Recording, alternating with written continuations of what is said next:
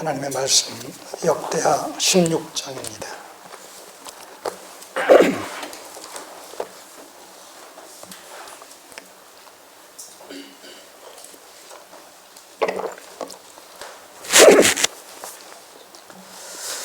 (16장) 1절에서 6절까지의 말씀입니다.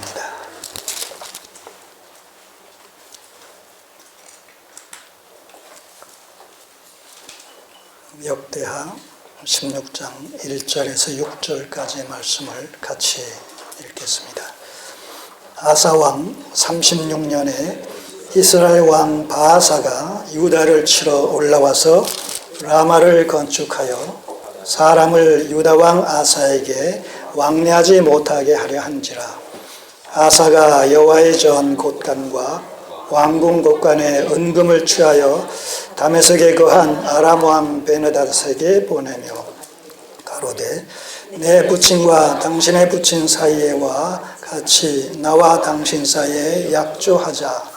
내가 당신에게 은금을 보내노니 와서 이스라엘 왕 바아사와 세운 약조를 깨뜨려서 저로 나를 떠나게 하라 하매 베느닷이 아사 왕의 말을 듣고 그 군대의 장관들을 보내어 이스라엘 두어 성읍을 치되 이온과 단과 아벨마인과 납달리의 모든 국고성을 쳤더니 바아사가 듣고 라마 건축하는 일을 파하여 그 공역을 그친지라.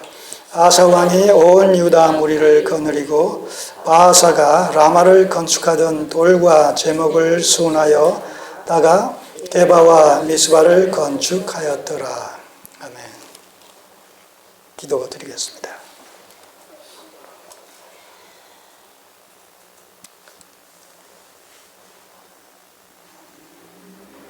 죄로 말미암아 타락한 인간의 한계를 오늘 본문을 통해서 보게 됩니다. 한때는 1, 2차에 걸쳐서 종교개혁을 시도함으로 말미암아 하나님 앞에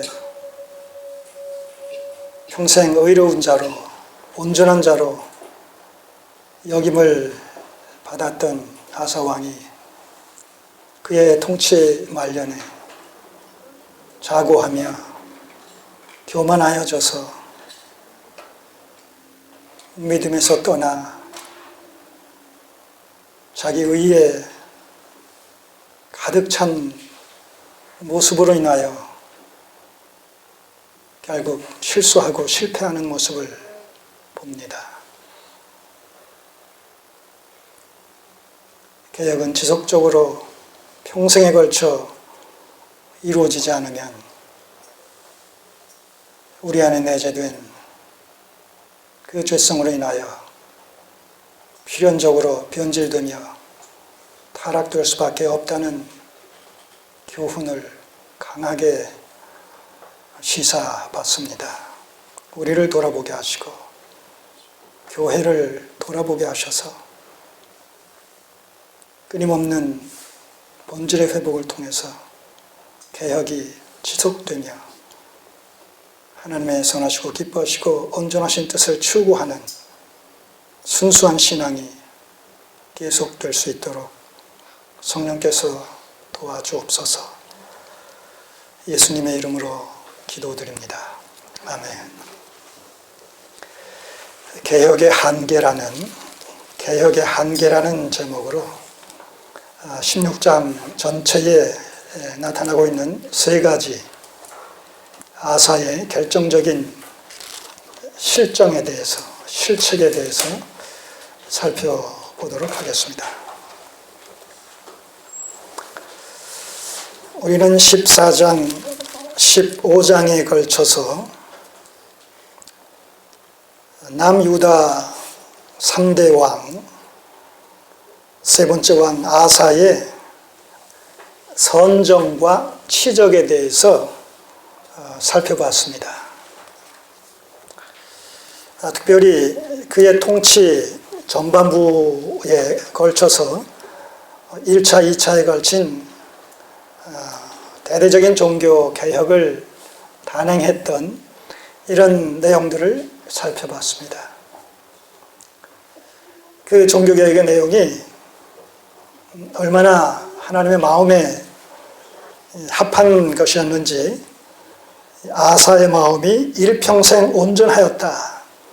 15장 17절에 보시면 아사의 마음이 일평생 온전하였다 라고 역대기서 기자나 열왕기서 기자가 평가할 정도로 그렇게 온전히 하나님 중심의 신앙관을 정립해서 심지어는 종교개혁의 과정 속에서 우상숭배의 실세라고 할 수 있는 할머니 황태우 마아가의 그 위까지도 폐위시키는 이런 엄청난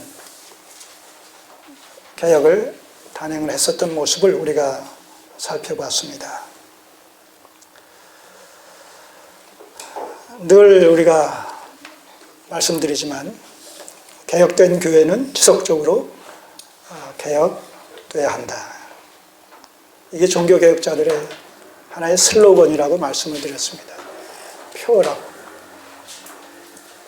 그들은 경험을 통해서, 교회의 역사를 통해서 그런 사실들을 깨닫게 된 것이죠. 한 번 개혁은 그것으로서 영원한 개혁이 보장되는 것이 아니라 지속적으로 개혁되어져야 된다. 그때 개혁은 뭡니까? 혁명이 아니죠. 전복이 아니죠. 본질애로의 회복이죠. 본질애로의 회복 또는 본질의 회복. 초심을 잃게 되면 본질에서 이탈하기 마련이죠.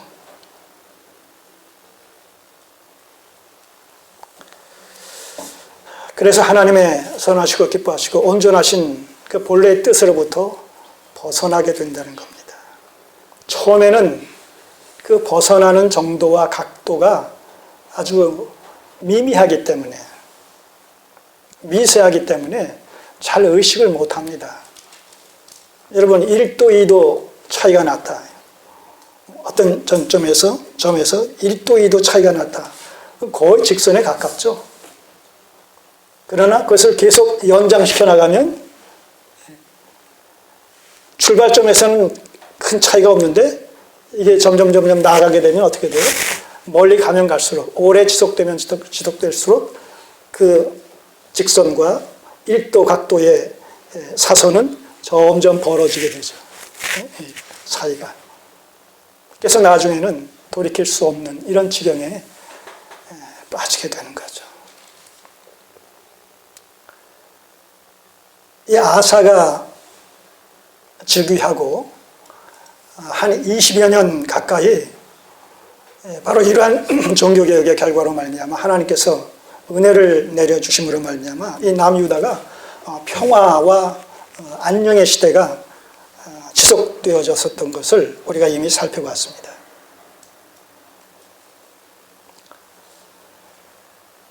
사람이 오랜 기간 동안 이런 탈 없이 이런 평화와 안정의 시대가 지속되어지게 되면 온갖 불의와 부정이 싹트게 마련입니다. 무사안일함과 그런 평화와 안정의 시대가 지속되어질 때 게으르고 나태해지고 무사안일함에 빠지고 그래서 영적인 회의감이 오게 되고 믿음이 자신도 모르게 약화되어집니다. 그러나 상황과 환경이 평화롭고 안정된 상황이기 때문에 자기 안에서 어떤 일이 일어나는지를 절실히 깨닫지 못하는 거죠.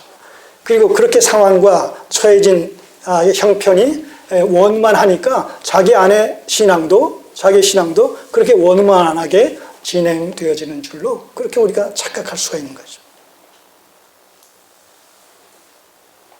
그럴 때 어떤 일이 돌발적으로 일어나게 되면 어떻게 됩니까?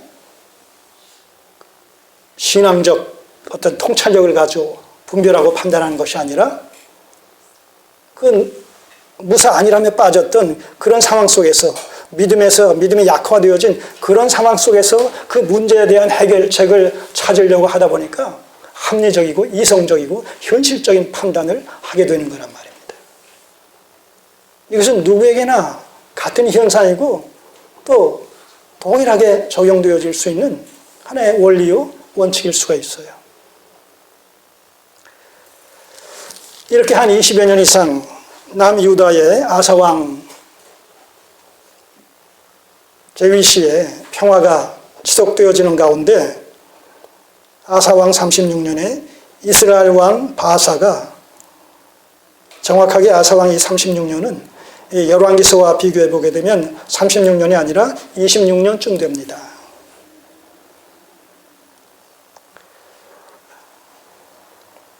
그 필사하는 과정 속에서 좀 차이가 있었다는 그런 그 주석서의 지적이 있습니다. 왜냐하면 36년이 되게 되면 바사왕이 죽은 지 몇 년이 또 되는 그런 해로 되기 때문에 이스라엘의 왕과 아사왕의 관계를 계산을 하다 보면 그런 그 오류가 있었다라는 그런 지적입니다. 어쨌든 이 아사왕 36년에 이스라엘 왕 바사가 유다를 치러 올라왔어요. 한 20여 년 이상 평화가 지속되어졌던 그런 상황 속에서 이 바사가 침략을 한 것입니다. 이스라엘의 바사왕이. 그리고 라마를 건축해서 재건해서 요새화시키는 이런 그 작업을 벌입니다. 열왕기서에 보게 되면 이 아사왕 후반기에 이 이스라엘의 바사왕과 지속적인 이 전쟁이 있었다고 기록하고 있습니다. 그 일환이라고 우리가 살펴보면 되겠습니다. 이 라마라는 땅은, 이 라마라는 지역은 아사의 아비 아비야가 이스라엘의 초대왕 여로보암과 싸워서 그 전쟁에서 승리함으로 말미암아 북이스라엘의 지역에 넣었는데 그것을 탈환한, 정벌한, 빼앗은 그런 지역입니다. 그러니까 북이스라엘 입장에서는 뭐예요? 언제라도 다시 그것을 재탈환하고 싶은 그런 그 욕심이 있었고, 바로 지정학적으로도 남유다와 북이스라엘 그 중간쯤에 있었던 지역이기 때문에 북이스라엘의 입장에서는 그 라마를 탈환함으로 말미암아 남유다를 공격할 수 있는 그런 전략적인 요충지가 되어지기 때문에 필연적으로 군사적인 측면에서는 그 라마를 다시 되찾아야 될 이런 상황에서 끊임없는 이 두 나라 간의 전쟁이 발발하는 가운데 이번에 바사가 남진을 해가지고 그 라마를 이제 재탈환하는 그런 그 상황이 벌어진 거예요.